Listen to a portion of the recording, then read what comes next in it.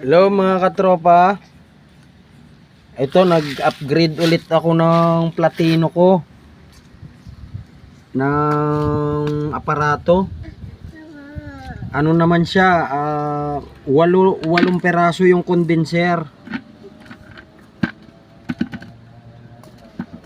Tapos yung battery ko, ayan.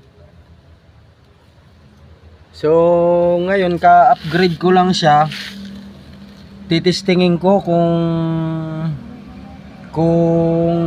okay yung ito yung stick niya, isa. Ito rin yung ikabilang stick. Yun.